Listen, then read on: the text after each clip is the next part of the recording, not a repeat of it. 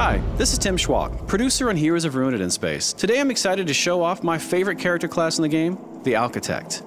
The Architect is one of the more challenging classes to play in Heroes of Ruin. She's great for players who like to bombard enemies from afar and really control the battlefield, plus she has some of the coolest looking attacks in the entire game. She does have less health though, and she doesn't have that same level of mobility as the Gunslinger. But if you don't mind playing keep away, and you like having a few tricks up your sleeve, the Architect may be the perfect class for you. So here I am in the Void Dungeon as a level 20 Architect. I'm going to show you guys some of her really amazing abilities and also some of the tactics you might use when you're playing as her. You see me doing a little bit of keep away here using my arcane bolts, which are these really cool homing projectiles she has. You'll see some of these attacks I'm using are really high level. You won't start the game with these, but you really look forward to these as you're leveling up your Architect. Looks like I'm about to dispatch a few mantids here. I'm of course in a solo game now, but as we all know, I could play with up to 3 more of my buddies in local or online multiplayer with voice chat. This is my phalanx attack. This thing is amazing. It's one of my favorites to use. Okay, I'm also going to use up some of my buffs here. You see I just triggered the Energize, which gives me a lot of energy and a little bit of a speed boost as well. One really cool thing about the Architect that she benefits probably more than anyone else from is that I can switch my powers on the fly just by tapping the power icon on the lower screen.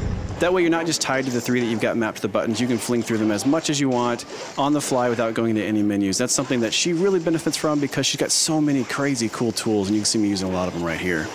Now as the Architect, you do need to be careful to manage your energy use. She goes through energy fast with these awesome moves, and you will have to rely on melee a little bit. But as soon as energy's back, I like to go back to some of my heavy hitters because they're just pretty cool. Great, so it looks like some loot has dropped over here.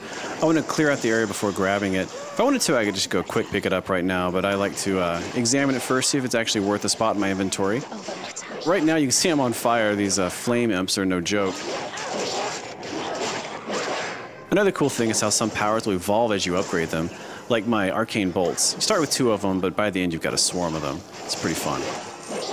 Standing over fallen loot gives you a quick look at the stats of how it's going to change your character. Look good, so I picked it up. I'm going to go into my inventory screen and show you how that works.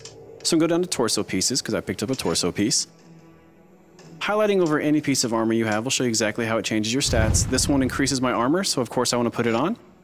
You do immediately see it appear on your character, which is very cool. And this shows you exactly how much customization there is in our game. There's so much loot that my Architect is always going to look different than yours, and it's really cool just to walk around and see yourself evolve over time. Before I go too much further, I'm going to stop here. I'm going to show you guys a skill tree and purchase a new power. I'm going to go over here and all the way down. I'm going to purchase a solar beam.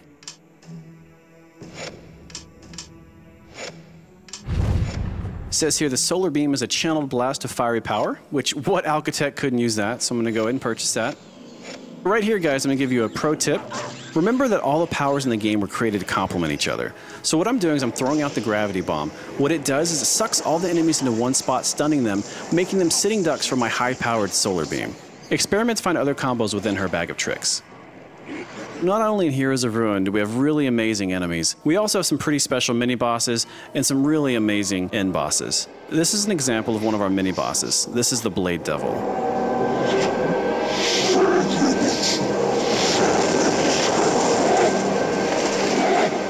Mini bosses and end bosses in our game always have really cool special abilities, and the Blade Devil's no different. You can see here he's got those giant blades on his arms, and he'll do the spinning attack, and afterwards he'll be dizzy, giving you an opportunity to approach and attack him.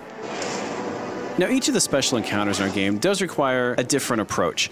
As not to give anything away in this battle, we're actually going to jump to the end and show him defeated.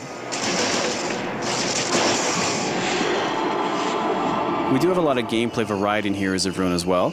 You see a puzzle appear right here, but before that I want to come over here and show you that once you defeat a boss, you also get boss treasure. And who doesn't love treasure? This could be good. Nice. Got some epic gear here. Fantastic. And I got some stuff for the Savage here I'm going to go ahead and sell. It'll put it into the Traders Network, and I can sell it via Street Pass.